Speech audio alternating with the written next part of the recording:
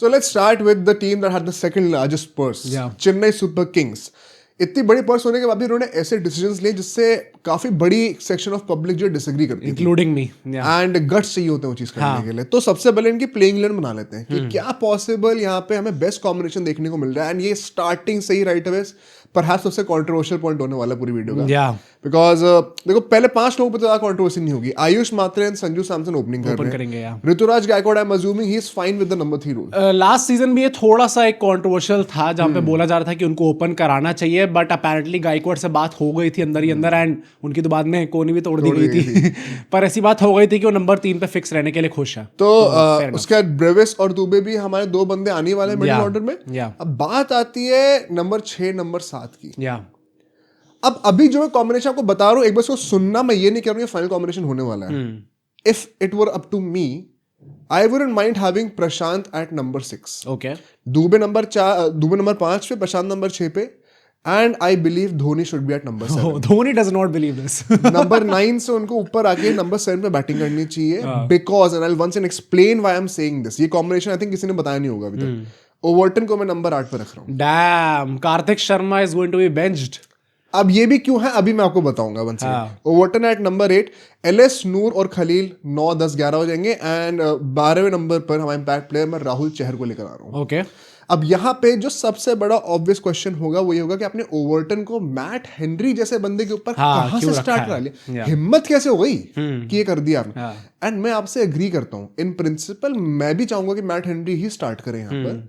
The only thing is आप ना as Chennai super Kings अगर 8 बैटर रखने वाले हो विद धोनी एट नंबर 8, तो पूरी टीम में despite having an impact player, ये 11 लोगों का टूर्नामेंट नहीं हो रहा, ये 12 लोगों का टूर्नामेंट होता है. आपके छठे बॉलर फिर भी शिवम दुबे ही होने वाले हैं. And I am not sure कि आपको इम्पैक्ट प्लेयर रूल के आने के बाद अगर आपके पास 6 प्रॉपर बॉलर ना हो जो कि 4 ओवर फेंकने का वो दम रखते हैं, I don't think you have prepared pretty well. I think वही द पॉइंट इज कि आईपीएल में इम्पैक्ट प्लेयर है सर, और इम्पैक्ट प्लेयर के बाद सबकी बैटिंग और बॉलिंग डेप्थ दोनों बढ़ जाती है. ये चीज आरसीबी ने भी अभी 2 साल पहले अपनाना स्टार्ट कर दिया था. देन वी सॉ कि उनको रिजल्ट मिला इस चीज का last season. CSK is one of those teams जिनने भाई सरप्राइजिंगली थोड़ा स्लो थे लोग इस चीज के ऊपर आने के लिए, मॉडर्न T20 टेम्पलेट पे आने के लिए. एंड अगर आपका 6th bowler, I know world cup में भी प्रॉब्लम हमारे 6th बॉलर शिवम दुबे होने वाले, बट वो 11 लोगों की टीम होगी. वहां पर भी you can fix it with having Washington सुंदर. हाँ, अल्टीमेटली आप फिक्स कर सकते हो. बट भाई Dubey as a 6th bowler, अब या तो वर्ल्ड कप में कुछ ऐसा चमत्कार करके दिखा दे कि हमें लगा कि हाँ भाई यार तुम ये समझो ना, it's not just about Dubey being the 6th bowler. 5th bowler भी प्रशांत है, नए खिलाड़ी है. तो आप बहुत ज्यादा बैंक कर रहे हो इनएक्सपीरियंस या फिर हाफ बेक्ड स्किल्स के ऊपर. एंड ऐसे मुझे लगता है कि अगर मैं ओवर्टन को यहाँ पे ले आता हूँ ना, नाउ ओवर्टन, एलिस, नूर, खलील, राहुल चहर और प्रशांत, ये 6 प्रॉपर बॉलर्स हैं प्लस दुबे हैं यहाँ पे, which is now looking like an ideal template. Because यहाँ पे राहुल चहर को खेलने का मौका मिल रहा है, विच मीन्स हमारे पास 3 स्पिनिंग ऑप्शंस भी हैं और 4 पेस ऑप्शंस भी हैं. दिस इज समथिंग लाइक जो हमने केकर के लिए बनाया था. प्लस जो लोग कार्तिक को लेके क्वेश्चन कर रहे हैं, भाई इसका बड़ा सिंपल सा आंसर है.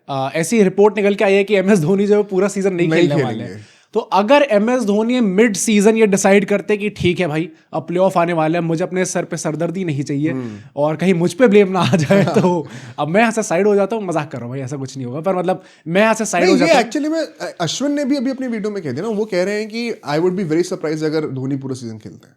नहीं खेलेंगे पूरा सीजन, तो नहीं खेलेंगे. मुझे लगता है कि अब इसमें बस ये सोचने वाली बात है कि कब एग्जैक्टली वो डिसाइड करेंगे कि हाँ मैंने अपना फाइनल गेम खेल लिया है. तो इसीलिए मुझे लगता है कि Karthik will come in as a replacement for Dhoni perhaps, क्योंकि अगर आप चाहो ना तो यहाँ पे ओवर्टन की जगह धोनी को नंबर 8 पे पुश कर दो एंड कार्तिक को प्रशांत के साथ खिला लो नंबर 6 नंबर 7 पे. पर फिर बट उसके चलते फिर से Dubey 6th bowler and Prashant 5th bowler. I think सबसे पॉपुलर कॉम्बिनेशन शायद आपके दिमाग में भी वही आया था, एंड हमने भी पहले वही बनाया था, but then we tinkered with it a bit. And इसके साथ साथ मैं कार्तिक की तो बात करी, अगर आपको कंडीशंस के हिसाब से टीम चेंज करनी है, इस कॉम्बिनेशन में फ्लेक्सिबिलिटी देखो. राहुल चहर की जगह आप कंबोज भी लेके आ सकते हैं एज एन इम्पैक्ट प्लेयर. तो आपके पास एक्स्ट्रा पेसर्स ऐड करने का भी ऑप्शन है without tinkering with the playing 11. Impact player से आप पूरी चीज चेंज कर दोगे.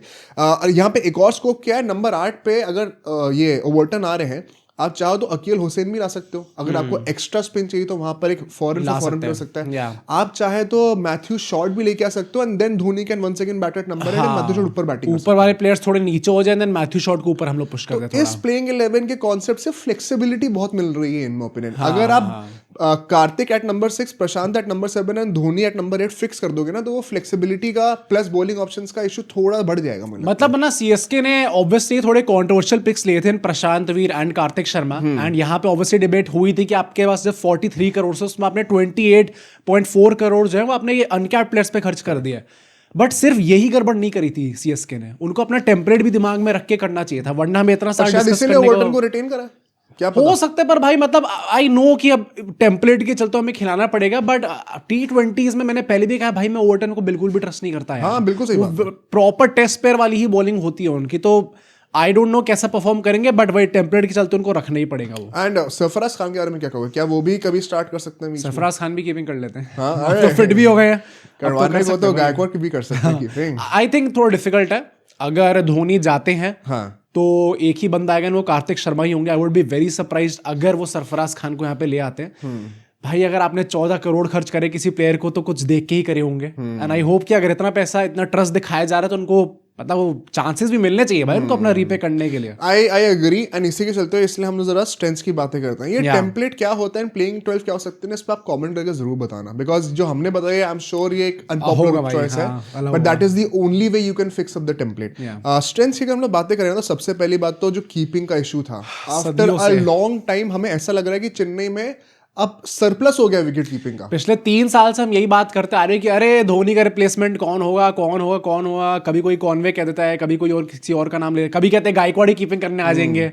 फाइनली अब कार्तिक शर्मा आ चुके हैं। कार्तिक शर्मा तो सरफराज खान है, संजू सैमसन है, Samson is the replacement of Dhoni. हाँ, Kartik is the replacement of Sanju Samson 5 years later. मुझे लगता है काफी अच्छी तरीके से इन लोगों ने उस चीज को तो अब जो है ना ग्रेवयार्ड में सॉर्ट कर दिया। अब ये सवाल कोई दोबारा नहीं पूछेगा कि आपने विकेट कीपिंग के फ्यूचर के लिए क्या प्रिपरेशन करी है, and it rarely gets better than Sanju Samson given कि क्या क्या ऑप्शंस अवेलेबल थे। वो तो है ही, मतलब बटलर जैसा कोई बंदा तो नहीं था ऑप्शन के अंदर, क्या पंत भी नहीं थे। पंत तो मैं तो सैमसंग प्रेफर करूंगा भाई, बट वही बात है। मतलब I think they solve this problem with the trade that they had, और उसके चलते अब वो चीज सॉल्व हो चुकी है। इवन आप टॉप ऑर्डर देखो, हम संजू सैमसन की बात करें तो आयुष मात्रे, संजू सैमसन, ऋतुराज गायकवाड़, डिवॉल्ट ब्रेविस, भाई टॉप 4 है। मतलब क्रेजी गुड भाई, एक्सप्लोसिविटी बहुत ज्यादा है। संजू सैमसन, आयुष मात्रे एज ओपनर्स, डिवॉल्ट ब्रेविस अगर चलते हैं, गायकवाड़ ने भी कितना ज्यादा इंप्रूव कर अपना। लास्ट सीजन जब हमने शेख रशीद को बैटिंग करते हुए देख लिया था पावर प्ले में, तो आई थिंक उससे तो शेख रशीद तो बेचारे बच्चे हैं भाई, कॉनवे और रचिन रविंद्र क्या करते थे भाई।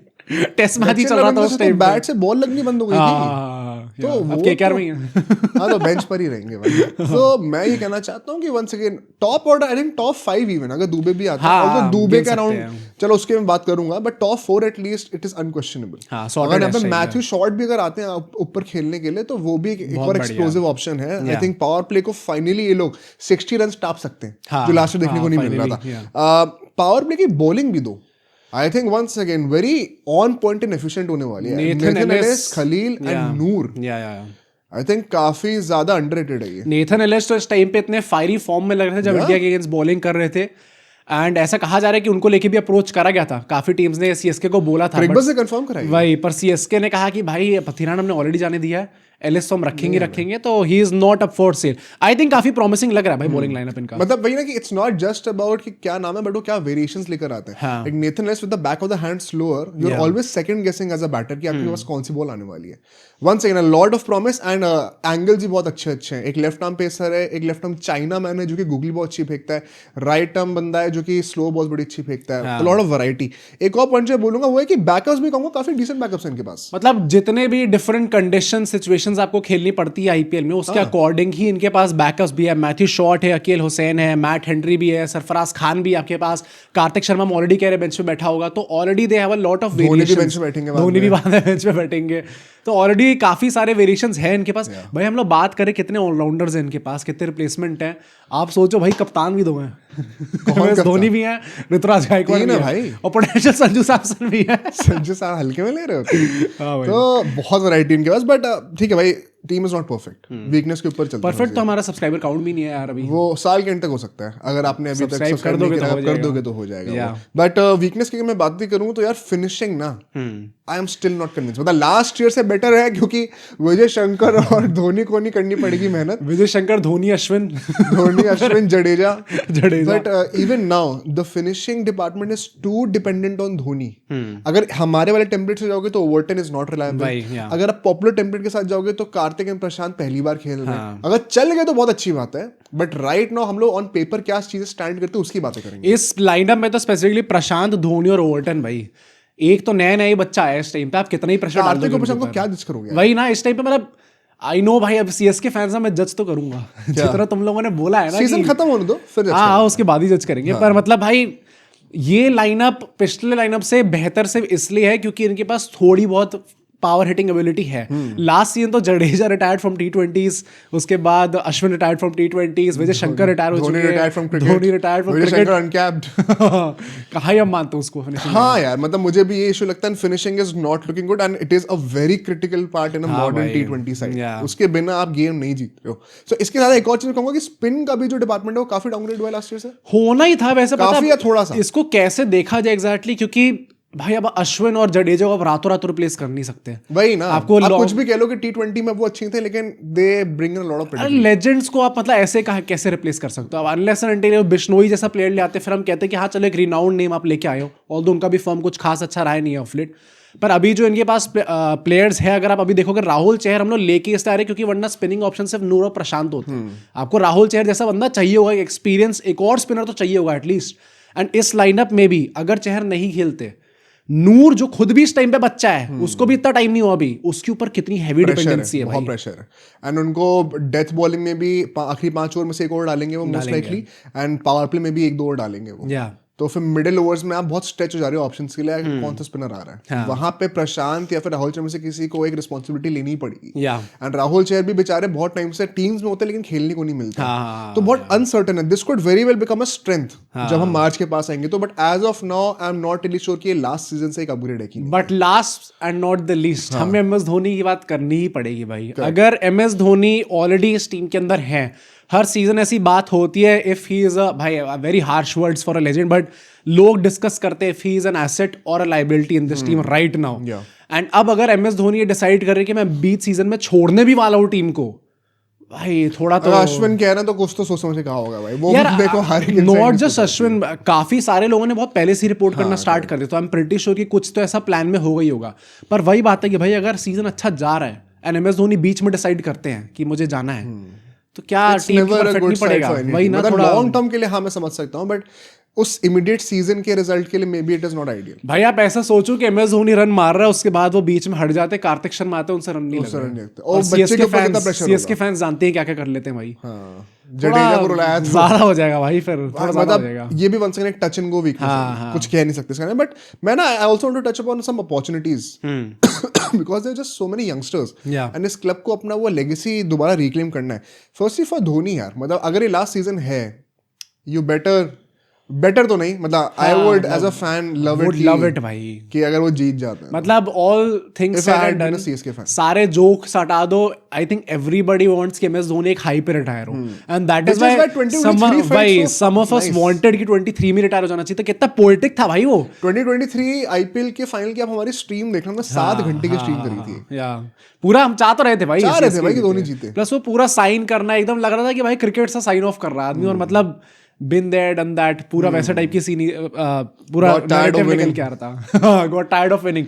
पर इस टाइम पे अगर धोनी का देखे तो होपफुली उनका अच्छा सीजन जाता है, प्रिपेयर करके आएंगे वो, प्रिपेयर तो ऐसे हर बार ही करके आते हैं, पर यहाँ पे इस बार ऊपर बैटिंग करने का मौका मिलेगा तो शायद अपना जलवा भी हाँ, मतलब थोड़ा अच्छे से एक स्टाइल में जाए बंदा। इवन CSK का, क्योंकि लास्ट सीजन काफी लोगों ने बोला था कि एक वो घमंड टूटा है CSK का, जिस तरीके से चेपॉक पे आके लोग ऐसे फ्री पॉइंट्स कंसिडर कर रहे थे ना यार। चेन्नई को मैं कभी भी घमंड से एसोसिएट नहीं करूंगा, मतलब घमंड नहीं, पर स्वीट फ्रैंचाइज में हाँ कह सकते, पर मतलब वो होता है ना कि थोड़े जीतते आए हैं भाई, बदमाश हैं कभी कभी कुछ सालों में बदमाशी निकल आती है। मिड 2010 से दिमाग घुमा था, पर वैसे मुझे बड़ी स्वीट फ्रेंचाइजी। हाँ, पर मतलब एक वो होता है ना, आई थिंक फैंस का भी एक तरीके से, जहाँ पे उनने बीच में स्टेडियम छोड़ के जाने लग गए थे। CSK is not used to मतलब बीइंग ट्रीटेड लाइक दिस कि लोग कह रहा है फ्री टू पॉइंट्स, CSK है, हम CSK को जाके हरा देंगे। तो उनका भी एक रिडेम्पशन होने वाली सीजन, वो देखने वाली बात होगी।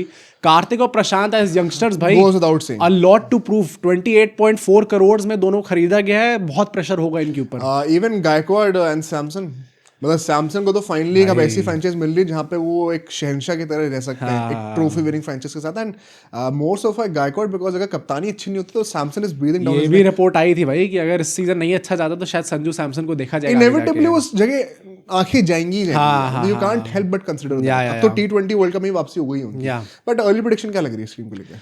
भाई वेरी सैड। आई थिंक अगर हम गायकवाड की भी बात करें तो मुझे लग रहा है सैक ही ना हो जाए, क्योंकि भाई मेरी प्रेडिक्शन बॉटम 3 है। बॉटम 3 सीधा? हाँ यार, मैं वही कह रहा हूँ ना कि आगे इंप्रूव तो हुई है पिछले साल शायद फॉर श्योर, बट वही ना कि बाकी टीम्स भी इंप्रूव हुई हैं। मैंने लास्ट वीडियो में LSG को रखा था बॉटम 3 में, मैं अभी CSK को रखने वाला हूँ। अभी आगे आने वाली वीडियोस में आप लोग और भी देख पाओगे क्या प्रेडिक्शंस होंगी, बट आई थिंक भाई बाकी टीम्स ने भी अच्छा काम करा अपनी टीम के ऊपर। And I am not sure कि क्या CSK ने अपनी सारी खामियां जो है उनको कवर करा या नहीं करा, जो कि बाकी टीम्स ने कर लिया। मैं I would give the same logic that I give for KKR। मैं भी इनको मिड टियर में रख रहा हूँ। चल गए तो चल गए। आई डोंट थिंक, हाँ अभी मैं प्लेऑफ्स के लिए नहीं बोलने वाला हूँ, क्योंकि वही है ना, बहुत व्हाट इफ्स के ऊपर डिपेंडेंट है। अगर प्रशांत जैसा बंदा चल गया, अगर कार्तिक आते हैं और वो चल जाते हैं, अगर आयुष मात्रा एक और सीजन रेप्लिकेट कर पाते हैं, अगर अंशुल कंबोज वहां पे चिप इन कर जाते हैं, राहुल चेहर चिप इन कर जाते हैं, अगर धोनी वापस कप्तान बन जाते हैं, धोनी का वो तो नहीं होने वाला, तो फिर तो इस टीम की लिमिट्स क्या है। हाँ, वो पर क्या वो होगा कि नहीं होगा वो हमें नहीं पता है अभी। एंड अभी हम ऑन पेपर इनएक्सपीरियंस ही देख रहे हैं सिर्फ। इनएक्सपीरियंस का एक बेनिफिट होता है कि it's an X factor, you don't know what to expect and maybe the expectation turns out to be very good. But Suryavanshi के लिए लास्ट टाइम राहुल द्रविड़ कह रहे थे कि नेक्स्ट सीजन प्रिपेयर होकर आना, क्योंकि अगले साल लोग आपके ऊपर रिसर्च करके आएंगे। कुछ फेल कर भी रहा है अभी, हमने रिसेंटली देखा ना, सो आई डोंट नो, इसलिए मैं भी इनको मिड टियर में रखने वाला हूं। बट आई कैन सी अगर हो सकता है, अगर इफ ये जो दाव चले अच्छे ना पे ऑफ करें, शायद लॉन्ग टर्म में करते लेकिन इमीडिएटली पे ऑफ ना करें, तो इस सीजन में आपको थोड़ा सा एक बुरा सेंड ऑफ शायद दिखे धोनी को।